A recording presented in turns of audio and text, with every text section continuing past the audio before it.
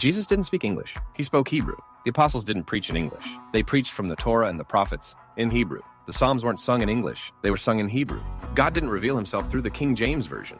He revealed himself through a Jewish people, in a Jewish land, in a Jewish language. If you forget that, you might be reading the right book, but missing the real story. Jesus, or Yeshua, wasn't a Westerner. He didn't grow up in Europe or in a world of cathedrals. He was born in Israel among the Jewish people and spoke their language, Hebrew. Though Aramaic was spoken in the region, Hebrew remained the sacred language of scripture, prayer, and teaching. Yeshua read from the Torah in Hebrew, quoted the prophets in Hebrew, and taught in Hebrew. When he stood up in the synagogue to read from Isaiah, it was in Hebrew. When he debated the Pharisees or taught the crowds, it was rooted in the sacred vocabulary of the Hebrew Bible. Hebrew wasn't just a language. It was the vessel of divine revelation. The words Yeshua used were the same words that formed the world in Genesis, that shaped the covenant with Abraham, and that thundered from Sinai. And this didn't stop at his death. After his resurrection, when he appeared to Saul, Paul, on the road to Damascus, he spoke to him in Hebrew.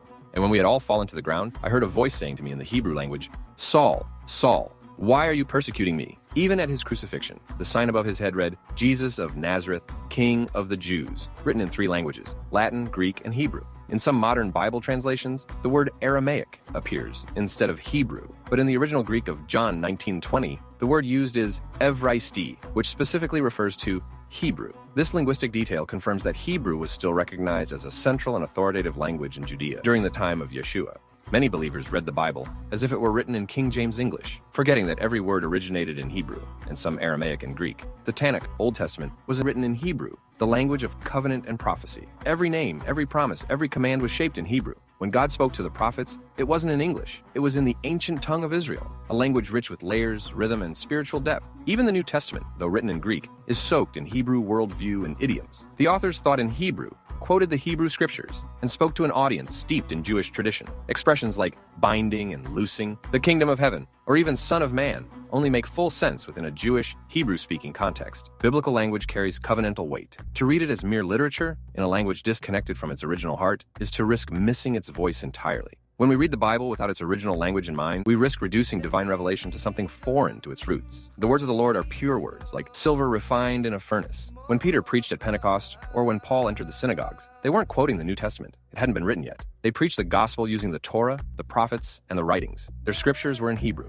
Their message was simple. The Messiah promised in the Hebrew scriptures had come, and his name is Yeshua. Peter's sermon in Acts 2 is entirely grounded in the Hebrew scriptures. He quotes the prophet Joel, refers to King David, and explains how the resurrection of Yeshua fulfills the promises made to Israel. Paul, when speaking in synagogues, reasoned from the scriptures, the Hebrew scriptures, showing how Yeshua is the fulfillment of what was foretold. These early believers didn't invent new doctrines. They revealed ancient truths, and their audience, Jewish listeners familiar with the language and the texts, understood exactly what was being proclaimed. They weren't forming a new religion. They were revealing the fullness of the old. Beginning with Moses and all the prophets, he explained to them what was said in all the scriptures concerning himself. Yeshua's parables, sayings, and teachings were full of Hebrew depth. They often used wordplay, double meanings, and biblical allusions, most of which are lost in translation. For example, when he says, "This is my body," the Hebrew word for bread, lahem, can also symbolize nourishment, sacrifice, and even warfare. This kind of layered meaning only exists in Hebrew. The parables, about seeds, vineyards, shepherds, and kings, were not abstract stories. They were rooted in the Hebrew scriptures and echoed the prophetic style of Isaiah, Ezekiel, and Jeremiah. Many of these teachings draw directly from themes that only make full sense when connected to the Hebrew worldview of covenant, land, and holiness. Even common phrases like, "He who has ears to hear, let him hear," reflect the Hebrew concept of shema, hearing as obedience. These connections are not accidental. They are essential. When we strip his words of their Hebrew roots, we flatten their power. This is not just about linguistics. It's about truth. When we disconnect Jesus from his Hebrew identity, we risk creating a version of the gospel he wouldn't recognize. The story of Yeshua doesn't begin in Bethlehem. It begins in Genesis. It flows through Abraham, Moses, David, and the prophets. It culminates in a Jewish Messiah, speaking a Jewish language, fulfilling a Jewish promise. When churches remove all traces of Jewish context from their teaching, they may still speak about Jesus, but not the Jesus of history. When theology forgets Jerusalem and only remembers Rome, it becomes detached from the very soil in which the gospel was planted. This matters because Yeshua did not erase the story of Israel. He fulfilled it, and any gospel that forgets the root risks withering the fruit. We may be reading the right book, but if we forget its context, we miss its meaning.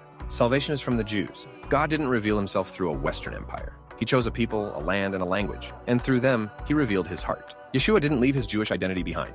Even in resurrection, his message was still covenantal. His mission was still rooted in the promises made to Abraham, Isaac, and Jacob. To forget that Yeshua was, is, and remains the Jewish Messiah is to misunderstand the gospel at its core. God is calling his people back Back to the source, back to the story, back to the soil where it all began. We must return to the Hebrew roots of our faith, because only there can we truly grasp the Messiah's mission. I did not come to abolish the law or the prophets, but to fulfill them.